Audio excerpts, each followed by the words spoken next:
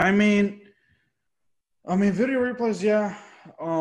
My thing is, video replays is one thing, and then of course I don't think we answered the question of the overtime and the extra time. Because here's the thing, there were a few games, that caught my attention. Like I think it was the Spain-Croatia match where Spain within like the first 5 minutes of the extra time period, scored 2 goals. And then Croatia, because they were so tired, they couldn't get, anything in. They were tired. So I think that, because I was talking to my cousin about it, I was like, why do they, because sitting there for 30 minutes, if you're still, tied at the end of at the end of even 15 minutes, because I told my cousin I would rather see a 15-minute overtime period go down rather than a full 30 minutes. Because if it's 15 minutes, that's fine. If nothing doesn't happen, because that's how American football used to be. American football used to be 15 minutes extra time or overtime. Whoever scores first wins, and that'll end it. Soccer, it's 15 minutes, then you take a break, and then an extra 15 minutes, and then, if no one, has the lead by then it's penalties. That just, it's a snooze fest sometimes because, like I said, Croatia and Spain and then France, Switzerland were the only games that I could have said that were actually entertaining overtime games. Aside from that, all the rest of the overtime periods were snooze fests. I actually I fell asleep, and then I was like, all right, I'm just waiting for the penalties to come around. So that's why go ahead. Is it like, yeah, so because I don't really know. So in the first 15 minutes, if I score for my team, is it over? Nope. What? They have to play the full. They have to play the full 30 minutes of extra time. Really? No way. That's why I'm against that, because the team can get exhausted, and even stupider is that they only give you, so in soccer they give you, at least they changed this somewhat in the world of soccer after the pandemic last year, because I remember for the longest time in soccer you can make up to three substitutions. I think because of the pandemic and trying to keep players somewhat healthy, they upped it to five substitutions per game. But in the tournament, like in the Euros, they were like, oh yeah, you have your 5 substitutions, and in extra time, you only get 1 extra substitution. But if your player gets hurt, if more players get hurt, then you're down 1 man. You have to, face with the people that you got. That's why I don't like that, because it's sour. You're at a disadvantage if you mismanage your substitutions, just like England did. But that's another story. Basically, it's basically a self-imposed penalty. Or like, that's what it sounds like. Oh, you imposed a penalty on yourself. You guys were hurt. I think, on one hand, it's like, no, the guy whoever scores in the first 2 minutes of the game, I don't know if the 30 minutes, 5, 6, 30, 13 minutes, 15 minutes, whoever scores then wins. I'm fine with 15. But what I'm saying is, like, whoever scores first should win. Yeah, exactly. On the other hand, let's say you've got a really good, let's say your coach switches up the positions.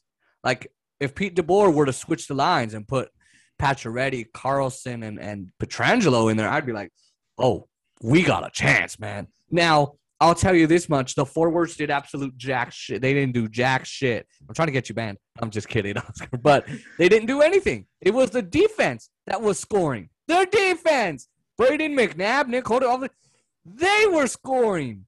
Not the guys who are hot, who are normally so good at scoring goals. Opponents have a tough time against the goalies. Literally, Mark Stone had no points, like no assists, and no goals.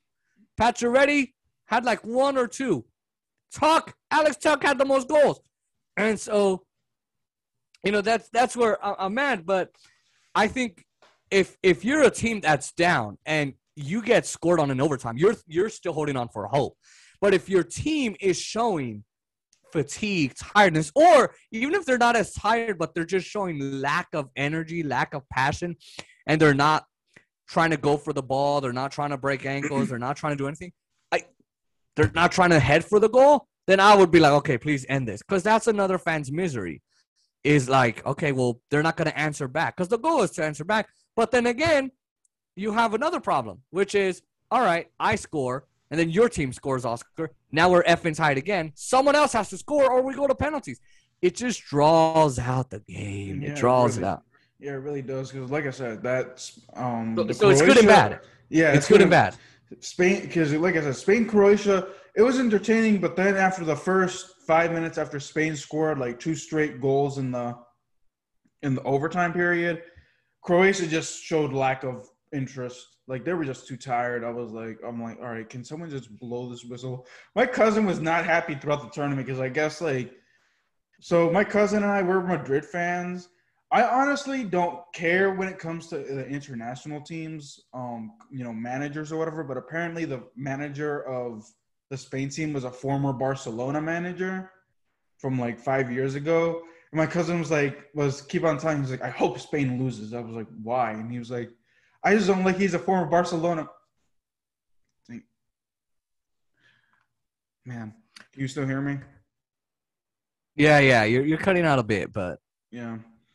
Again, my Wi-Fi. I don't know if you want to pause it and then go. I don't know if you want to pause it and then go do your fix it, but I don't remember how to pause it. But no, it is annoying. It is very annoying. Just that Croatia game was just crazy. And I feel like that sometimes when the Knights are just playing abysmally, I'm like, dude, can you just call the game already? It's just not there for the Knights tonight. But especially when it comes, I don't like when teams just choke in the playoffs, man. That's why what did I say in the Knights coverage that I did? Fix the goddamn power play. Fix it. I mean, come on. Everyone's like, Jason, you're being too negative about the power play. Guys, the power play can make or break them. Did you know that I think Canada had blocked like 27 to 30 of their power plays in the postseason? It was something like that, yeah. It was the most, I think, in hockey history. They were so good. And the Knights, not only could they not defend it as much, but they couldn't even make a dent. Yeah, weren't they like at the bottom? Weren't they like the bottom defending the power play or something? I think you said that stat. In the post playoffs, in the postseason, yes, but in the regular season, they were like 20 something. 17 in power plays, and I was like, that's horrible, because sometimes you can have a team that's great at power plays, and then terrible at power plays in the playoffs, or you have it the reverse, terrible during the regular season, and somehow it clicks in the postseason, and they're amazing, right? Mm-hmm. But sometimes I'm like, oh my God, man. Just when I was saying the Knights have to fix their power play, everyone said, Jason, come on. Literally, even there's a channel called The Hockey Guy. I said it, he said it. The power play was one of the main primary reasons why the Knights lost. Had they even scored on 2 power plays, that could have changed game 3. That could have changed, right? That could have changed even game 2. It could have done something, could have done wonders. But yeah, I mean, I think with soccer, I do agree with the 15 minutes. On one hand, I love that they don't end it right as the person scores, because it gives the other team a chance. But again, it's a double-edged sword. It's good and bad. Yeah. Well, apparently, according to my cousin, it used to be like that. Like they used to call it the gol de oro, which translates to golden goal or something like that, where first team to score wins. But I guess they changed it because that's the only model that I've known since I've watched soccer is 30 minutes of extra time. After that, if they're still tied somehow, then it's penalties. And I've been, this year I noticed it more with Euros because most of the players were just tired. I was like, with the overtime, but That'll do it for some rules and regulations and all that other controversy. Let's talk about personnel controversy. Thank you for supporting Real Talk with Oscar Josue Montiel. For more European soccer content or American football content, make sure you hit that subscribe button, smash that like button, and turn on post notifications so that way you don't miss any more of my videos.